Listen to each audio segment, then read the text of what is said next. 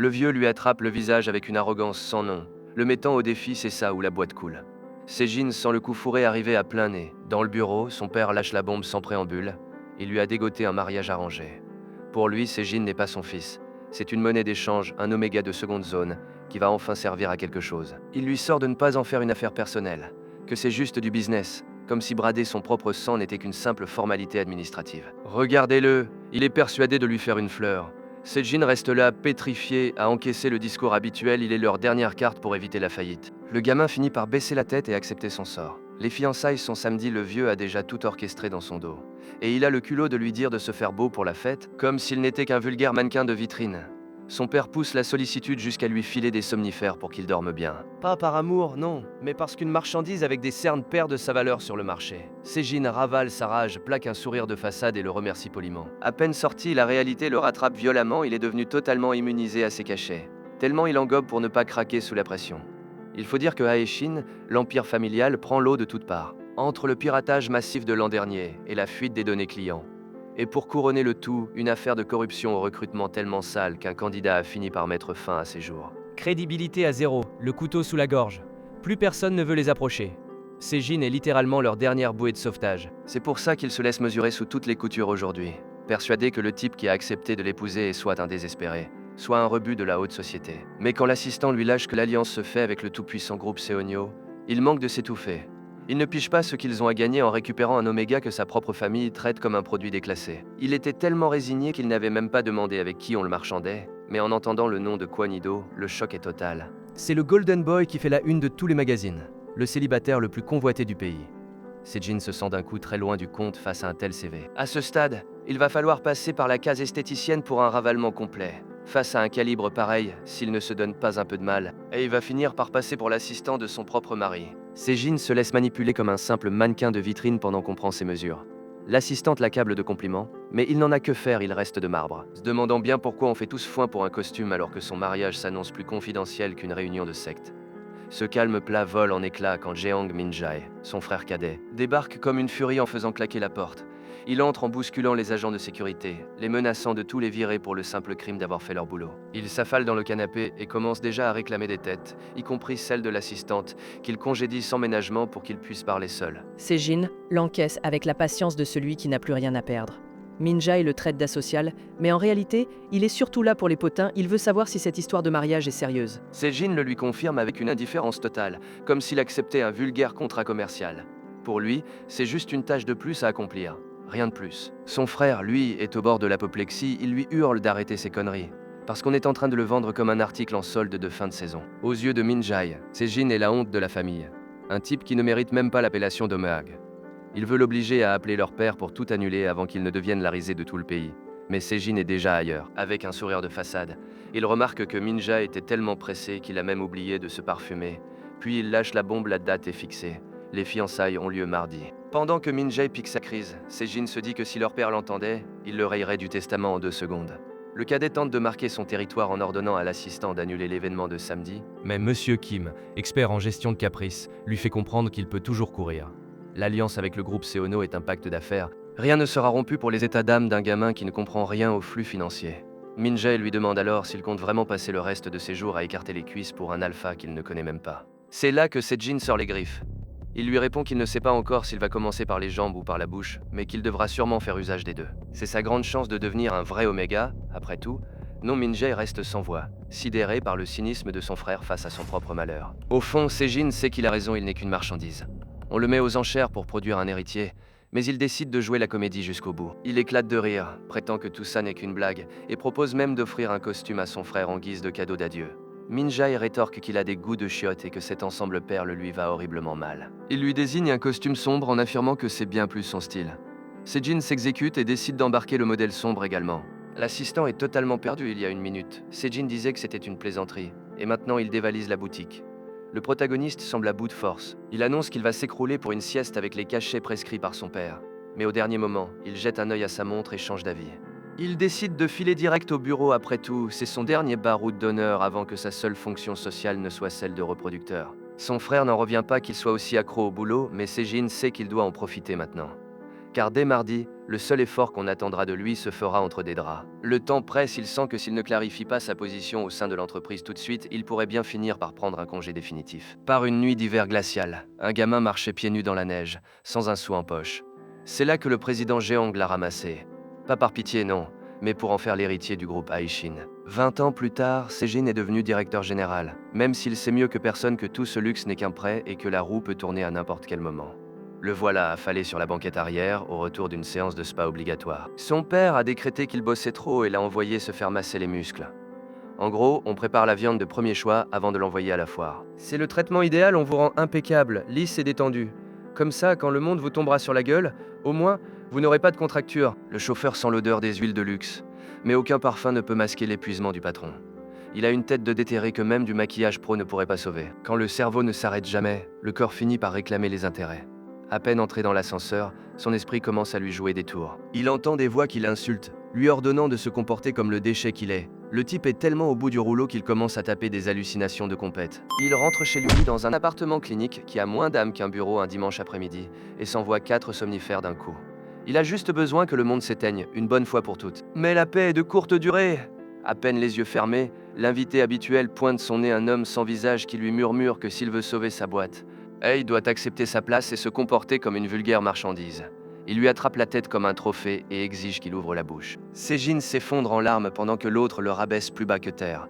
C'est le même cauchemar chaque nuit, le rappel constant que sa vie ne lui appartient plus. Il se réveille en sursaut, trempé de sueur et totalement désorienté.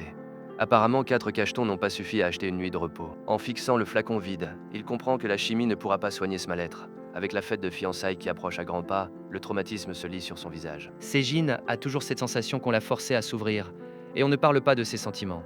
Il se demande ce qu'on a bien pu lui dire pour qu'il arrête de résister si soudainement. Le pauvre est tellement rincé qu'il a peur qu'on lui demande le divorce dès la lune de miel, s'il le voit hurler en plein milieu de la nuit. Le jour J est enfin arrivé. Sejin est entouré de stylistes qui le pomponnent comme une poupée de cire. Pendant qu'ils débattent pour savoir si sa mèche doit aller à gauche ou à droite, lui attend juste qu'on finisse de préparer le produit pour l'exposer en vitrine.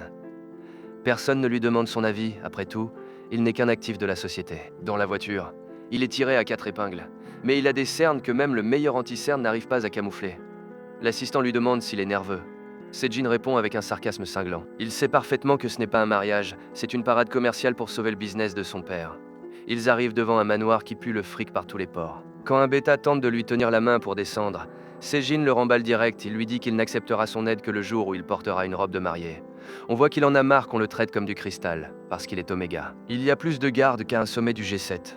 C'est très attentionné de la part de la famille, ils se sont assurés qu'aucun intrus ne vienne gâcher la fête, et surtout, que le marié n'ait aucune chance de s'échapper. Avec un tel périmètre de sécurité et la presse à l'extérieur, il n'y a plus de retour en arrière possible. Dès qu'il entre, Sejin sent que l'ambiance est différente. L'endroit sent le vrai jardin, pas ce parfum de synthèse bon marché qu'on met dans les hôtels pour masquer l'humidité.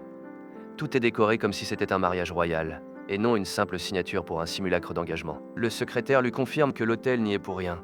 C'est Seono, son futur époux, qui a tout commandé, exigeant spécifiquement des fleurs naturelles et fraîches. Une attention bien excessive pour quelqu'un qui, techniquement, ne fait qu'acheter un partenaire commercial. C'est là qu'il aperçoit le bouquet principal des muguets. C'est plus dur à dénicher qu'un politicien honnête. Un luxe total, même pour un mariage princier, alors imaginé pour un arrangement financier. Au milieu, une carte indique le bonheur retrouvé. C'est un message fort pour un contrat d'affaires. Et ça touche Sejin là où ça fait mal. Ça a réveillé un vieux souvenir, l'époque où il rêvait d'être parfumeur parce qu'il était fasciné par les senteurs de la nature. Mais vous savez comment sont ces gens-là, il y a toujours quelqu'un pour vous couper les ailes. Sa famille lui a balancé qu'il était ridicule et qu'un Oméga sans phéromones n'avait rien à faire dans ce milieu. Ils l'ont convaincu que son absence d'odeur était un handicap insurmontable, ignorant que le gamin avait un odorat 10 fois plus fin que la normale. Il avait un don, mais ils l'ont forcé à l'enterrer. Depuis ce jour, il a gardé son secret et a laissé son vieux lui dessiner une vie sur mesure, sans jamais avoir son mot à dire. Maintenant, quand le secrétaire remarque qu'il apprécie le cadeau, Sejin rit pour masquer la gorge nouée. Il lâche que ce genre de geste est plutôt pour une épouse, essayant de faire le dur. Mais la vérité, c'est qu'il est bien plus touché qu'il ne veut l'admettre. Il a suffi d'un bouquet pour que son cynisme commence à se fissurer. Pendant un instant, il s'autorise à penser que son futur mari n'est peut-être pas le monstre qu'il imaginait. Finalement, la fraîcheur des fleurs l'a emporté sur les parfums artificiels, et ce geste l'a désarmé. Le pauvre, 2 pétales de luxe et il commence déjà à se faire des films. Sejin est assis là, à se demander à quelle sauce il va être mangé. Il sait que ce mariage n'est qu'un pur business, mais il est quand même arrivé en avance pour un rendez-vous qui se termine direct devant l'hôtel. C'est alors que le secrétaire Kim débarque avec une mission spéciale du président, un petit flacon de parfum aux phéromones. Le vieux veut que son fils adoptif sente ce qu'il n'est pas, pour que la farce de l'oméga parfait soit crédible et que l'affaire ne lui claque pas entre les doigts. Sejin a beau lui avoir répété 100 fois que cette cochonnerie ne sert à rien. Il finit par s'en mettre parce que la cérémonie est sur le point de commencer. À sa grande surprise, ça n'a pas cette odeur chimique bon marché habituelle. Il s'en applique donc sur les poignets, totalement résigné. Il sait bien qu'aucun parfum ne transformera une fleur en plastique en une vraie rose. Mais à ce stade, Ei est devenu un expert pour sauver les apparences devant la galerie. On frappe à la porte. C'est l'heure d'entrer dans l'arène. Une employée le prévient que son futur époux l'attend déjà dehors. Sejin ajuste son costume blanc et se dirige vers le salon en essayant d'oublier qu'il a passé des années à attendre un sauveur pour finir ainsi, vendu au plus offrant. Il se répète que ça ne peut pas être si terrible, il n'a qu'à faire le vide et se laisser porter. Après tout, il a décroché le contrat de ses rêves, un mari qui règle tous ses problèmes en échange de son silence et d'un joli sourire sur les photos. Le secrétaire Kim le regarde avec une inquiétude qu'il n'arrive plus à masquer. Mais Sejin lui fait signe de ne pas gaspiller sa salive. Il lui rappelle sèchement qu'il est assez grand pour ne plus être traité comme un gamin. Le jeune homme prend une grande inspiration et sort dans le jardin, où tout ressemble à un film romantique, au budget illimité. C'est là qu'il est, le fameux Kwon Ido, le type qui a la réputation d'être un vrai glaçon à la télé, le genre à ne même pas vous rendre un salut. Il se tient au bout de l'allée, impeccable dans son costume sombre, tel le protagoniste d'une histoire où Sejin n'a l'impression d'être qu'un figurant. Pourtant, quand il se retrouve face à face, l'homme de glace sort du script et lui tend la main avec un sourire presque doux. Le cœur de Sejin se met à cogner comme un fou dans sa poitrine. Est-ce la peur face à un alpha dominant ou simplement le fait que ce type soit outrageusement beau? Le choc le laisse sans voix pendant une seconde. Pourtant, son instinct détecte une faille que personne d'autre ne remarque. Il perçoit une trace de tristesse infinie dans les phéromones de cet homme, un poids qui jure totalement avec son sourire de façade. Il se présente formellement d'une poignée de main, et en plongeant son regard dans le sien, Sejin comprend que ce mariage va être bien plus complexe que prévu. Sans prévenir, une envie de pleurer le submerge, sans qu'il sache trop pourquoi. Alors qu'il remonte l'allée, Sejin tente de briser la glace avec une petite blague sur son manque de photogénie. Mais l'alpha se contente de le fixer avec une expression de pitié qu'il ne s'explique pas lui-même. Le lieu déborde de fleurs et de pétales, mais pour Sejin, l'air pèse une tonne à cause de la mélancolie qui émane du blond. La mascarade devient officielle. On appelle ça des fiançailles, mais le budget est digne d'un mariage royal. Ils découpent la pièce montée devant tout le monde et s'échangent les alliances pour confirmer qu'ils sont désormais enchaînés l'un à l'autre. Tout ça pour la santé financière de la famille. Lors du dîner, la vice-présidente Kwon Sang-mi trône en bout de table avec une aura de patronne absolue. Les invités trinquent à la montagne de fric qu'ils vont se faire, car au fond ce n'est qu'une fusion d'entreprise avec un traiteur de luxe. Parmi les convives, la jeune alpha qui faisait la une des journaux pour son rang, se bat maintenant contre un problème bien plus terre à terre. Elle n'arrive pas à couper son morceau de viande. Sejin l'observe attentivement, mais il est trop loin pour lui venir en aide. Heureusement, Ido remarque la scène et s'en occupe avec une délicatesse surprenante. On dirait qu'il prend déjà des cours accélérés pour devenir le père de l'année. C'est le moment que choisit le vieux de Sejin pour sortir le discours le plus hypocrite du siècle. Il prétend avoir élevé le petit avec tout l'amour du monde, qu'il est son trésor le plus précieux. Quel culot.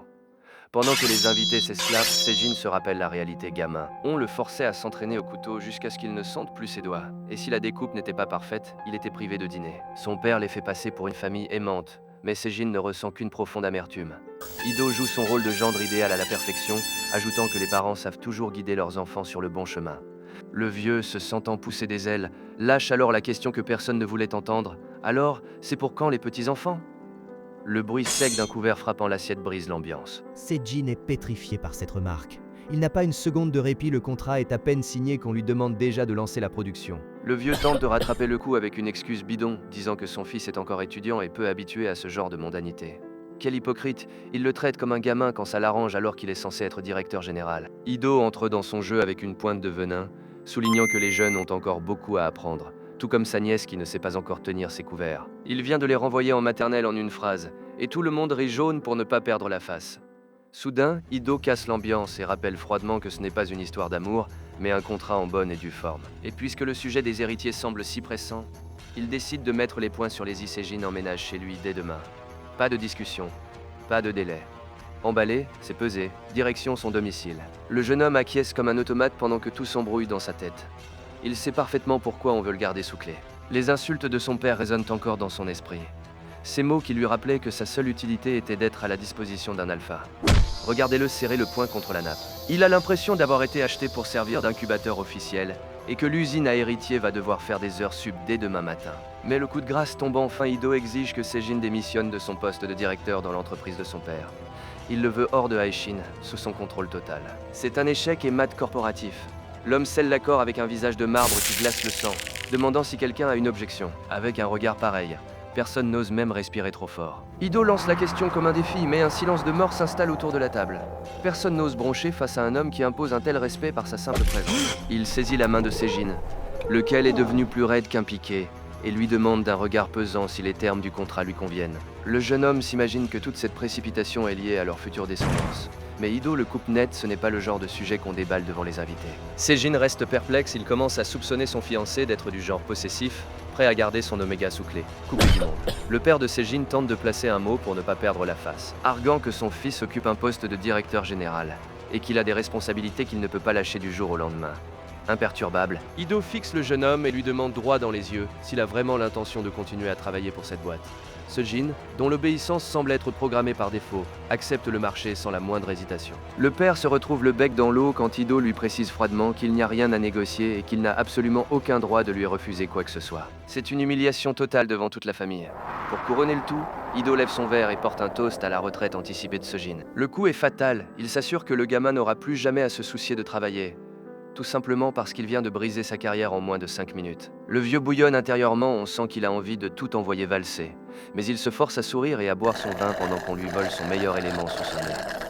Sejin n'en revient pas de voir son père aussi soumis face au pouvoir des Quan. Alors que la tension semble retomber, une femme lâche la question que tout le monde brûlait de poser. Sejin est-il vraiment un oméga dominant ? Elle prétend ne pas sentir la moindre trace de ses phéromones. Le garçon panique, cherchant comment justifier son petit défaut de fabrication sans passer pour un imposteur, mais Ido a une réponse pour chaque incendie. Il ment avec aplomb, affirmant que le parfum des fleurs sur la table est si entêtant qu'il couvre l'odeur naturelle de son fiancé. Ido marque son territoire d'un ton sans appel, personne d'autre que lui n'a besoin de sentir le parfum de Sejin. C'est un coup de maître qui cloue le bec aux invités. Cheolo respire enfin, persuadé que son parfum bon marché a fait des miracles. Sejin ne comprend pas pourquoi on continue de le tirer d'affaire, mais il perçoit dans la voix d'Ido une tension qui le laisse muet. Regardez-le, ce Ido d'une classe folle, demandant à Sejin s'il a quelque chose à ajouter ou s'il préfère attendre demain. Il l'emmène faire un tour dans le jardin. Le pauvre Sejin s'efforce de jouer les employés modèles, cherchant à faire bonne impression pour ne pas gâcher l'accord. Il commence à complimenter les fleurs et le paysage, mais Ido l'interrompt avec une assurance désarmante. Il a déjà décidé qu'il reviendrait quand l'allée serait terminée. Sejin est si rouge qu'on dirait qu'il va exploser. Il se dit que si Ido n'était pas un riche homme d'affaires, il ferait un excellent acteur, tant son charisme rendrait n'importe quelle remarque sur la pelouse capitale. Quand Ido lui demande s'il s'ennuie, le jeune homme sort sa plus belle carte diplomatique, le remercie pour les fleurs et propose même de les lui apporter en personne dès demain. Finalement, Sejin tente de reprendre un ton formel et lui tend la main pour se présenter, même s'ils sont déjà liés par un contrat de mariage. Ido lui rend une poignée de main ferme, de celle qui marque, et le transperce du regard en disant qu'il a hâte d'apprendre à mieux le connaître. Sejin a l'impression de signer son arrêt de mort, cet homme semble avoir des projets très précis pour lui et le repos n'en fait pas partie. Sur cette sensation d'être pris au piège, la discussion s'arrête là. Chapter Vix X PNGR. Ah, quelle claque historique. Il a mis tout le monde au tapis. Si le héros a l'impression que cette poignée de main était sa condamnation, Alors qu'il se décide définitivement en cliquant comme un fou sur le bouton « S'abonner », dites-moi en commentaire quel autre manhwa vous voulez que je raconte. Mettez un like si l'odeur du deal vous a aussi fait l'effet d'un miracle. À bientôt!